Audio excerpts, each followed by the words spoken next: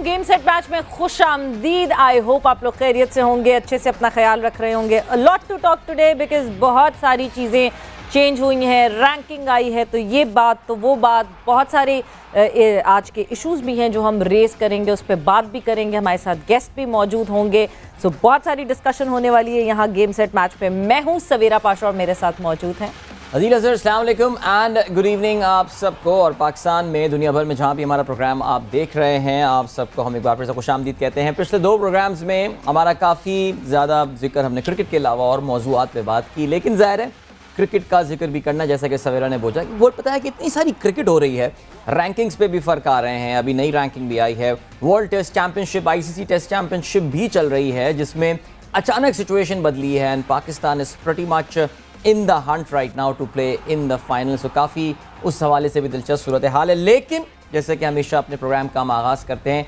Late us start with what's up in sports. So over to you Savera.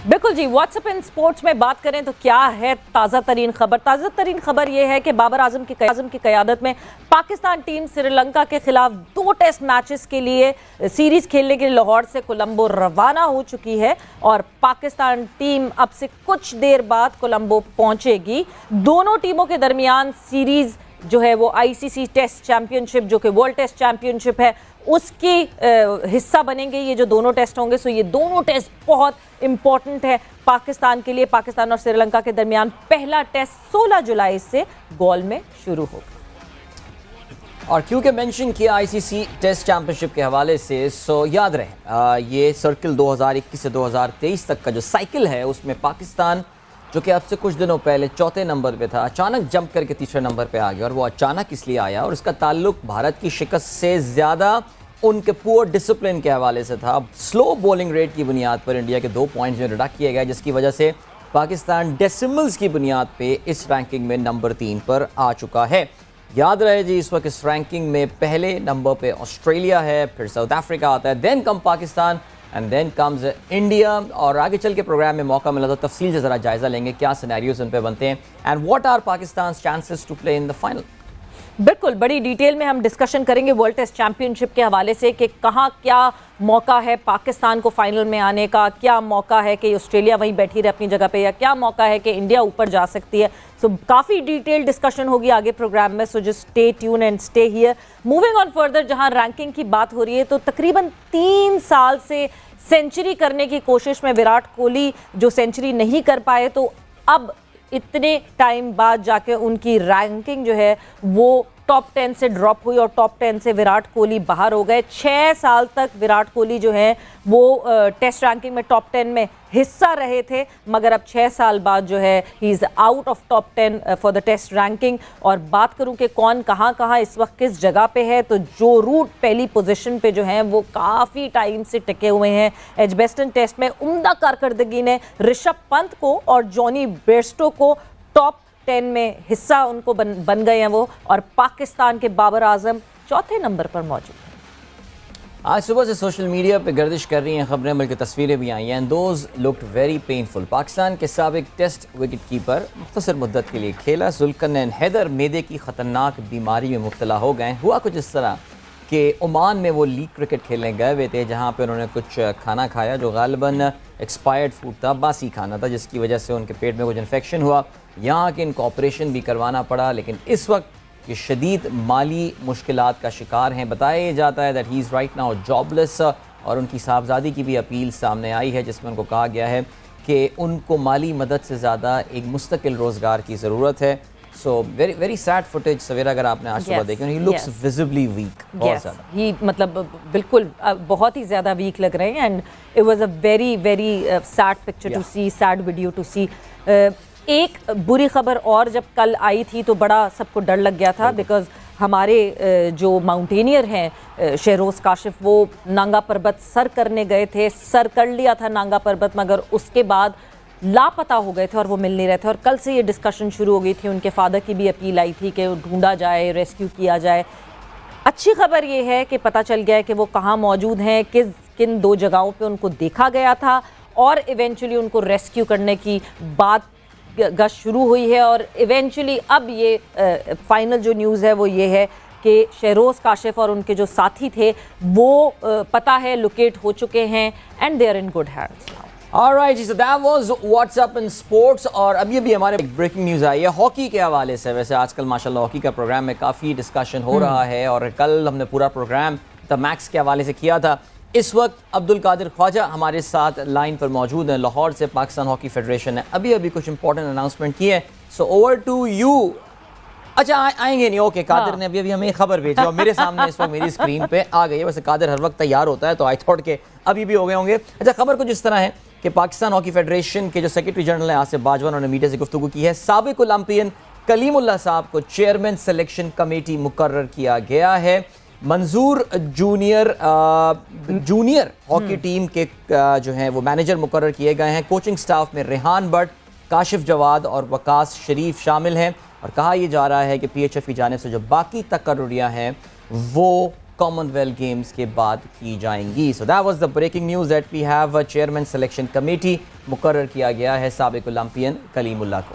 बिल्कुल। और कल एक और वो जो खबर आई थी एक्मेन के हवाले से, वो भी यही थी कि उनको वर्किंग वीज़ा मिला है बट वो वर्किंग परमिट जो है वो सिर्फ और सिर्फ 3 महीने का है, विच मीन्स इस 3 महीने बाद फिर उनको मुश्किलात दरपेश होंगी और फिर वो पूरा एक प्रोसेस चलेगा। तो काफ़ी मसला हो रहा है ये वीज़े वगैरह में। बट अदील, कहीं ना कहीं मुझे एक ऐसी गट फीलिंग आ रही है दैट एक्मेन वोंट लास्ट लॉन्ग। मुझे हमने क्योंकि ज़ाहिर है पिछले दिनों में हॉकी पे काफ़ी ज़्यादा फोकस किया है सवेरा, और पाकिस्तान हॉकी फेडरेशन के काफ़ी सारे अरबाब इख्तियार या तो हमारे स्टूडियो में मौजूद थे या हमने उनसे बात की है।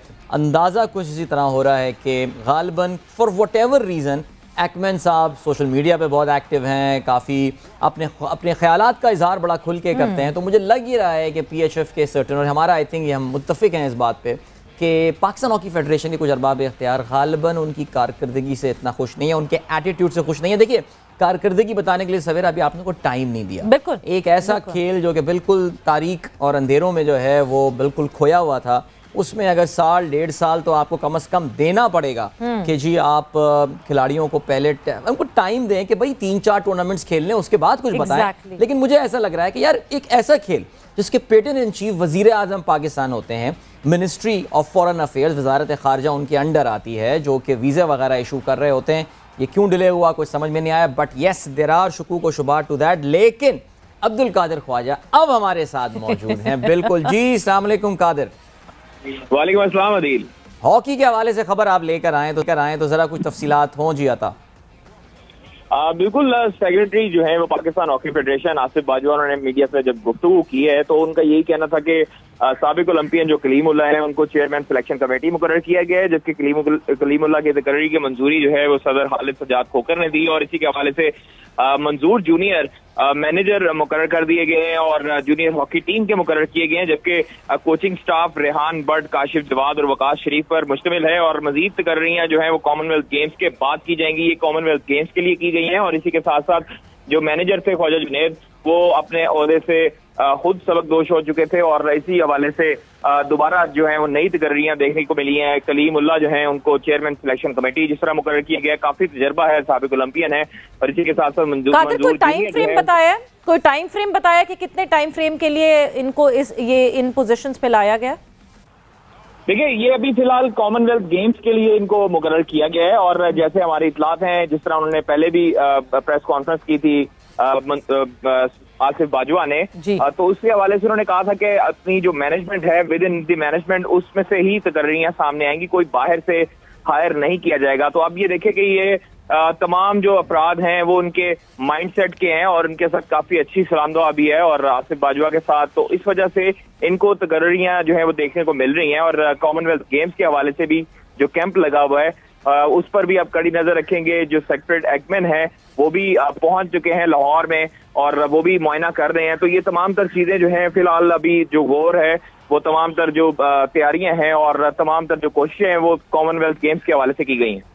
अच्छा कादिर, आपको शायद थोड़ा अंदाजा हो भी, हम बात भी कर रहे थे एक्मेन के वीज़ा के हवाले से, एक बड़ी कंट्रोवर्सी एक ज़बरदस्ती की जन्म ले गई थी। पाकिस्तान के नेशनल स्पोर्ट का कोच है और उसको वीज़ा मिलने में इतना टाइम लग गया, बेचारा ट्विटर पे बताता रहता था वीज़ा नहीं मिला अभी भी, आई एम वेटिंग। कुछ अपडेट है कादिर आपके पास, जस्ट इन केस? वक्त फाख्ता आपकी पीसीबी हेडक्वार्टर से उड़ के जो है वो पीएचएफ हेडक्वार्टर पे आ गई और वहां से कुछ सुनकर आई हो। ये आखिर ये मामला हुआ क्या था? ये देखिए अदील, ये मामला ये था कि जब हमारी जो कौमी हॉकी टीम है वो यूरोप टूर पे थी, तो उस दौरान जो है वो सेक्रेटरी एक्टमैन भी उनके हमरा थे, और जब यूरोप टूर खत्म हुआ है तो जब वापस आने लगे हैं पाकिस्तान के लिए तो उनका वीजा एक्सपायर हो चुका था। उनको इस चीज का अंदाजा नहीं था, ये टेक्निकल मसले थे, उस वजह से जो है वो एम्बेसी से राब्ता किया गया, फिर पीएचए उनको दोबारा जो है वीजा इशू करवाने में थोड़ी सी ताखीर हो गई। पाकिस्तान हॉकी फेडरेशन भी इस हवाले से काफी जिद्दोजहद कर रही थी। एक्टमैन का भी जो है वो तमाम तर जो ट्वीट थी वो भी हाई कमीशन में जाती थी, एम्बेसी में जाती थी, और पाकिस्तान के जो है वजारत खारजा और वजारत दाखिला उनकी तरफ भी काफी तौर पर जोर लगाया गया, जिसके बाद ये बिलखुसूस आसिफ बाजवा और खालिद सजाद खोकर जो है उन्होंने काफी जोर लगाया कि एक्टमैन कॉमनवेल्थ गेम्स का जो कैंप है उसको ज्वाइन करे। तो इस हवाले से थोड़ी सी ताखीर देखने में आई, उनके जो थोड़े से टेक्निकल इश्यूज थे वो हल कर लिए गए। अलबत्ता कोई ऐसी वजूहात नहीं है कि जानबूझकर उनको वीजा नहीं जारी किया गया या उनका वीजा जो है वो रोक लिया गया। उनका वीजा एक्सपायर हो गया था यूरोप टूर के बाद, और फिर वो डच नेशनल है तो वहीं पर रुके थे, और उसके बाद जो है उन्होंने दोबारा प्रोसेस किया वीजे का और उनको वीजा इशू हो गया। अभी भी जो उनको मिला है वो 90 दिन का वर्क परमिट मिला है, विच मीन्स अभी 3 महीने बाद फिर से मसले शुरू हो जाएंगे, फिर से उनको वीजा प्रोसेस और ये सारी चीजें डील करनी पड़ेंगी। सो किसी ने क्या पूछा बाजवा साहब से कि ऐसा क्यों हुआ? देखिए सवेरा, ये जब 3 महीने का वर्क परमिट इनको मिलता है उसके बाद दोबारा से रीन्यू करवाना पड़ता है। ये हर जगह ऐसे ही होता है, और जो आसिफ बाजवा हैं और खालिद सजाद खोकर हैं वो उनके पास देखिए लैक ऑफ टीम है।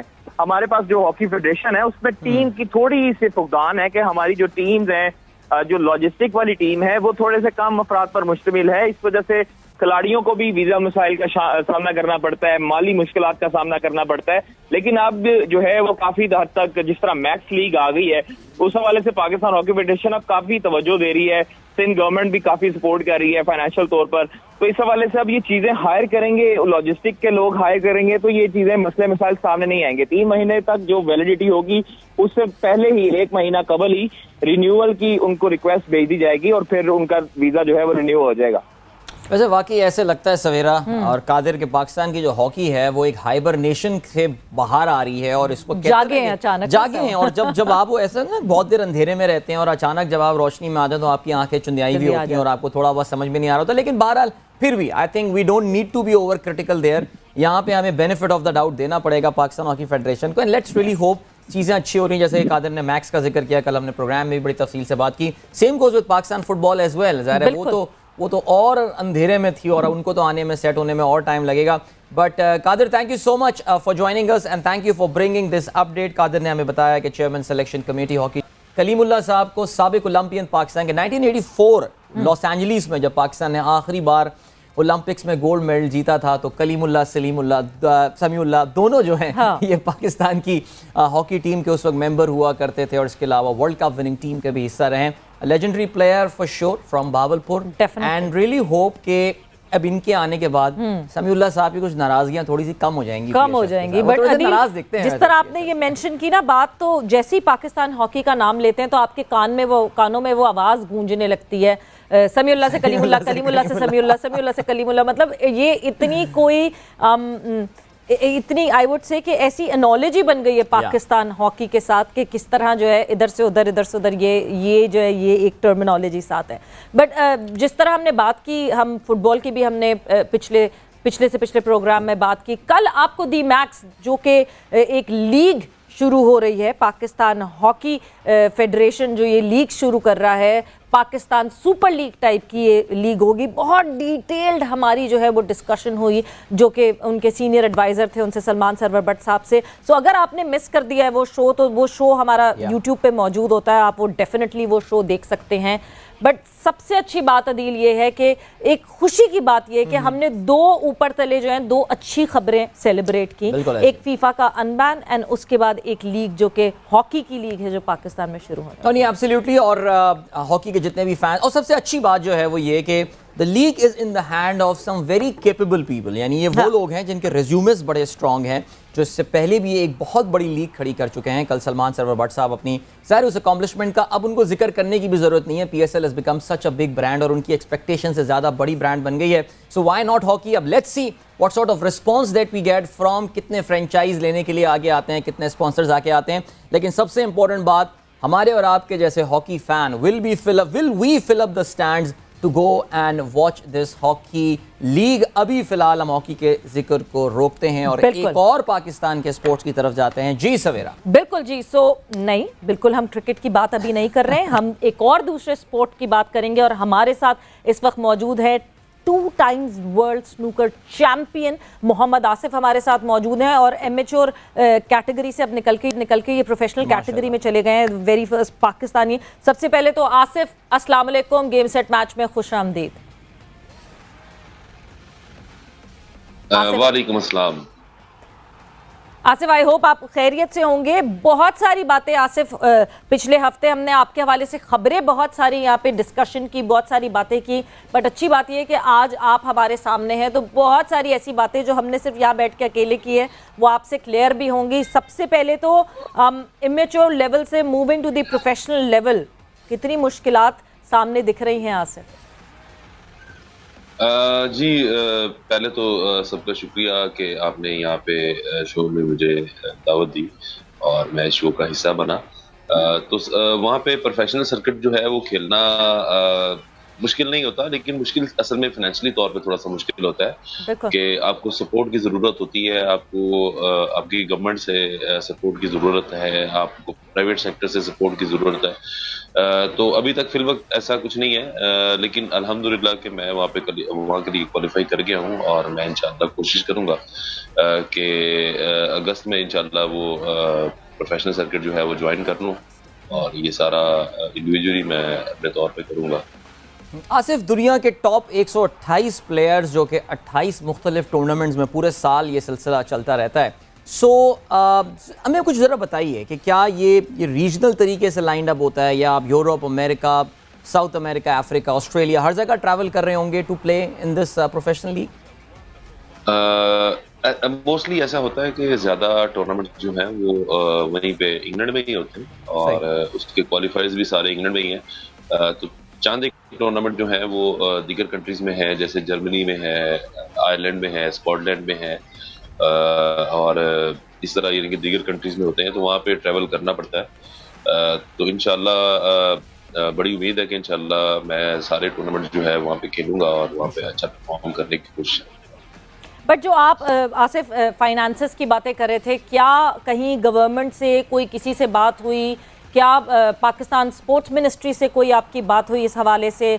कहीं किसी से कोई किसी ने उम्मीद दी है कोई? बट ये इस सवाल को मैं जो है यहीं क्योंकि हमने जाना है एक ब्रेक पर और जब ब्रेक से वापस आती हूँ तो बिल्कुल मैं आपसे जो है इसका जवाब जानना चाहूँगी आफ्टर दिस शॉर्ट ब्रेक।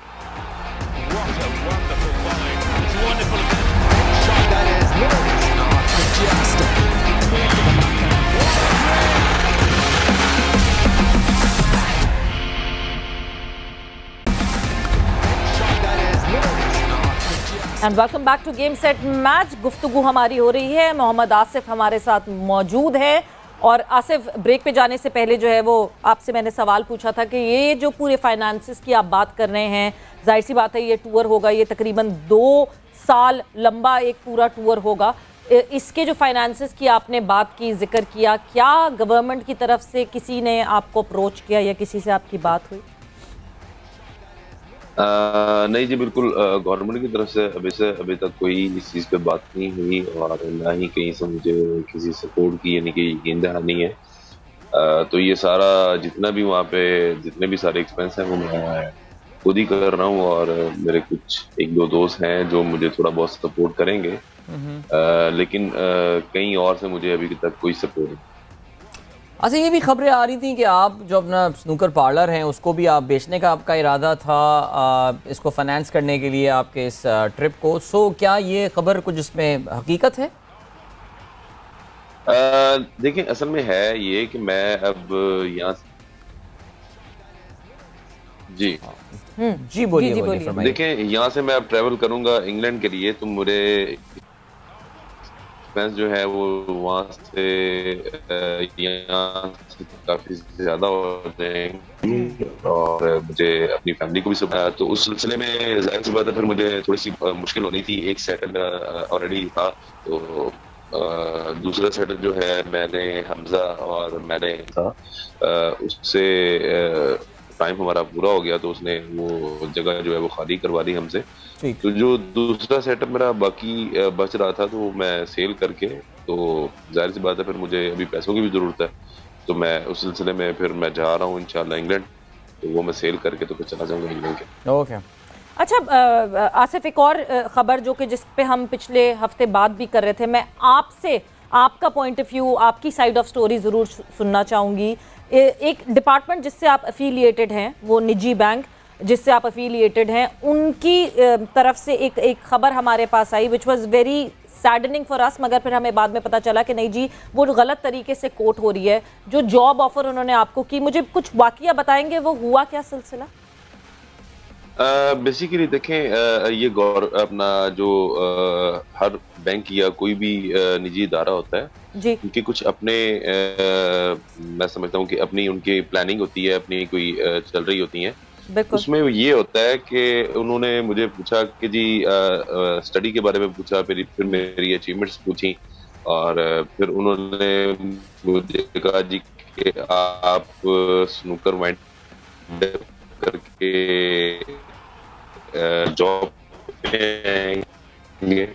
मैंने कहा जी नहीं सर, मैं जॉब पे नहीं है, एक स्पोर्ट्समैन हूँ और स्पोर्ट्स पर्सन हुआ हूँ इंग्लैंड में जो प्रोफेशनल स्नूकर खेलने के लिए, तो इसलिए मैं इसको स्नूकर में ही कंटिन्यू करूंगा, अपनी स्पोर्ट्स में ही कंटिन्यू करूंगा, क्योंकि आपने मुझे स्पोर्ट्स के बेस पे यानी कि अपने बैंक में जो है वो हायर किया है। तो इस तरह बात हुई है। बाकी देखें, वो मेरे बैंक ने मुझे अल्हम्दुलिल्लाह बड़ी सपोर्ट की है आज तक, और मैं उम्मीद करूंगा कि आगे भी इसी तरह सपोर्ट जारी रहेगी उनकी हमारे साथ, ताकि हम वहाँ पे जो स्नूकर है वो आगे अच्छे तरीके से कंटिन्यू कर सकें। आसिफ, आप अब एमेचर स्पोर्ट्स से निकल के प्रोफेशनल में जा रहे हैं, और प्रोफेशनल का मकसद ही यही होता है कि ये आपकी फिर इंसान की रोज़ी बन जाती है, बिकॉज उसमें जो प्राइज़ मनी होती है, जो पार्टिसिपेशन फ़ी आपको मिलती है, अलाउंसेस वगैरह, वो भी अच्छे ही होते होंगे। मुझे ऑनेस्टली स्नूकर के हवाले से इसका पता नहीं है, लेकिन जनरली अब आप दुनिया के नंबर 1 एमेचर प्लेयर रहे हैं, अब आप प्रोफेशनल में जा रहे हैं, इंशाल्लाह आप जाके वहाँ जीतना भी शुरू करेंगे।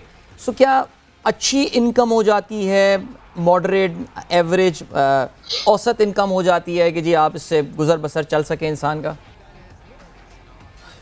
देखिए जी, सबसे पहले तो बात यह है कि जब यहाँ से मैं क्वालिफाई कर चुका हूँ वहाँ के लिए, तो सबसे पहले उसके एक्सपेंस हैं, यहाँ से शुरू होते हैं। पहले वीज़ा यानी कि वीज़ा प्रोसेस है, फिर वो टिकट, ये वो, फिर वो जो एकेडमी ज्वाइन करूँगा वहाँ मुझे पे करके खेलना है, वो तकरीबन 1000 जो है पाउंड, वो 1 मंथ जो है वो मुझे पे करना है वहाँ पे, और फिर खाना पीना है, फिर मैचेस की फीस ज़रूर है, ऐसा नहीं मैचेस की फीस नहीं है, मैच फीस जो है वो अच्छी है। 3000 जो है पाउंड जो है वो हर मैच की फीस होती है कि अगर आप मैच विन करते हैं तो आपको विनिंग 3000 मिलता है। आई थिंक हमारे पास कोई भी टूर्नामेंट जो चलता है, तो टूर्नामेंट विनिंग प्राइस जो है वो तो बहुत ऊपर चली जाती है, लेकिन अभी वहाँ पे जाके अपने आप को खेलना, अपने गेम को स्टेबल करना, वहाँ पे प्रॉपर खेलना थोड़ा सा मुश्किल होगा।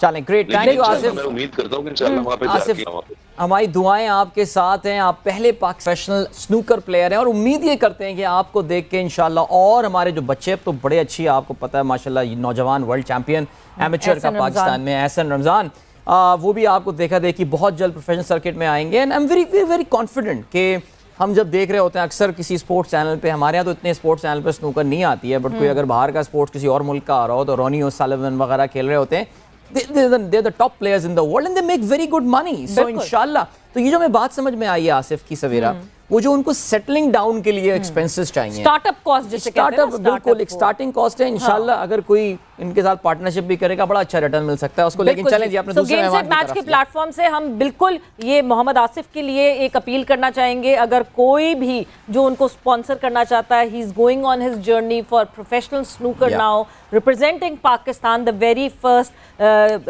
Professional cueist of Pakistan. तो जो भी स्पॉन्सर करना चाहता है प्लीज़ आगे बढ़िए और उनको स्पॉन्सर करें। एंड विद दिस नोट हम आसिफ आपका बहुत बहुत शुक्रिया। एंड मूविंग फर्दर, जब हम बात करते हैं क्रिकेट के हवाले से क्या तब्दीलियां हो रही हैं क्रिकेट में, क्या एकदम से जो है उम्मीदें बढ़ गई पाकिस्तानियों की और हम फिर अपने उन सिनेरियो कैलकुलेशंस में लग गए, बिकॉज हर दफ़ा हम सिनेरियो और कैलकुलेशन से तो जीतते आए हैं। सो हमें एक आदत है इस चीज़ की कि हाँ जी वो उसको हराएगा तो वो उससे जीतेगा, तो हम क्या क्या जीतेंगे। सो वर्ल्ड टेस्ट चैंपियनशिप की जब हम बात करते हैं तो इस वक्त ऑस्ट्रेलिया नंबर 1 पे है, साउथ अफ्रीका नंबर 2 पे है और पाकिस्तान इस वक्त नंबर 3 पे है। और नंबर 3 पे पाकिस्तान ऐसे आया कि जब इंग्लैंड ने ये टेस्ट मैच जो कि 5वां और अकेला टेस्ट मैच था पिछली सीरीज़, पिछले साल की सीरीज़ का, वो ड्रॉ हुआ, वो हारा जब इंडिया। स्लो ओवर रेट की वजह से -2 जो पॉइंट्स मिले इंडिया को, उस -2 पॉइंट्स की वजह से कुछ पॉइंट्स की वजह से, कुछ डेसिमल्स की वजह से जो है वो पाकिस्तान जो है वो 3rd पोजीशन पे पहुंच गया। और अब हमारी उम्मीदें बढ़ गई कि हमने क्या करना है और कैसे खेलना और दूसरे कौन कौन सा हारेंगे। सो ये पूरी एक जो एक्सप्लेनेशन है, ये एक्सप्लेनेशन जो है वो मैं आपको बताती चलती हूँ। साथ ही साथ फिर हम वेलकम करेंगे फवाद मुस्तफ़ा हमारे साथ मौजूद हैं, क्रिकेट एनालिस्ट हैं, काफ़ी अच्छी बात करते हैं, बहुत नज़र रखते हैं पाकिस्तान क्रिकेट पे।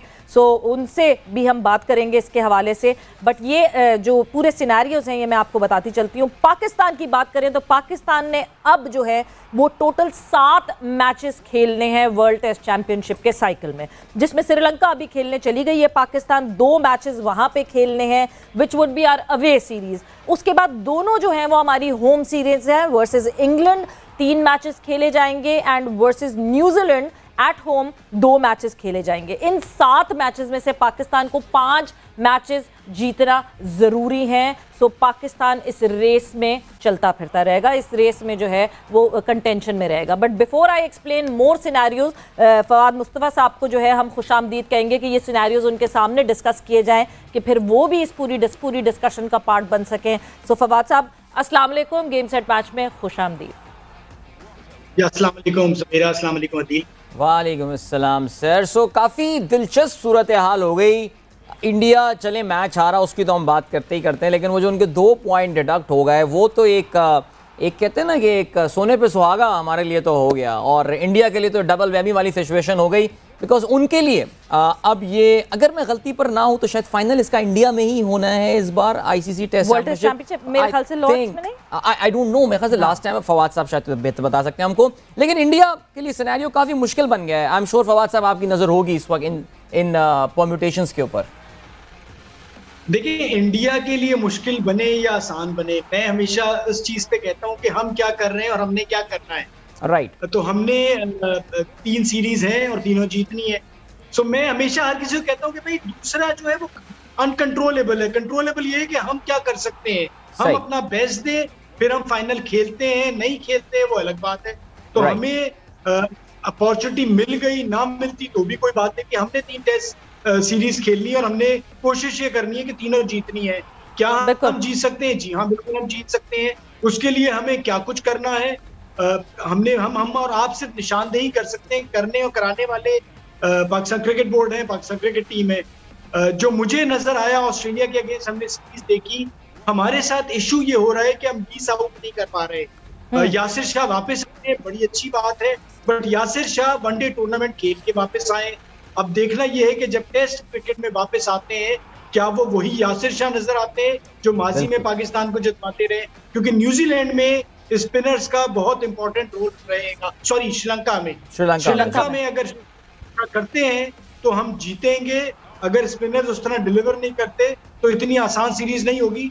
ऑल्दो ऑन पेपर बड़ा आसान लग रहा है कि हम श्रीलंका को हरा देंगे, लेकिन ये कहीं कभी भी श्रीलंका में जब सीरीज खेलने जाते इतनी आसान नहीं होती। 2015 में भी हमें याद होगा, बड़ा अच्छा एक आखिरी टेस्ट मैच शान ने, यूनुस ने 100 किया था जो हम जीते थे। तो ये अच्छी यादें हैं, लेकिन हमें 20 खिलाड़ी हर टेस्ट में आउट करने पड़ेंगे बैटिंग से हट के। बिल्कुल। सो ये तो ऑब्वियसली जब जिस तरह श्रीलंका, ठीक है लॉन्गर फॉर्मेट में उस तरह नहीं खेला ऑस्ट्रेलिया के अगेंस्ट, मगर जिस तरह हम अपने घर में ऑस्ट्रेलिया के अगेंस्ट खेले थे उससे बेहतर जरूर श्रीलंका ने जिस तरह मुकाबला किया था वो डेफिनेटली किया था। तो बिल्कुल अभी श्रीलंका जाके सबसे बड़ा यही इशू होगा कि क्या हमारे स्पिनर्स उसी तरह उस तरह की क्वालिटी बॉलिंग कर सकेंगे उस कंडीशंस में कि नहीं। बट फवाद साहब, हम सिनेरियोज की बात कर रहे थे कि क्या सिनेरियोज हैं इस वक्त वर्ल्ड टेस्ट चैंपियनशिप के हवाले से।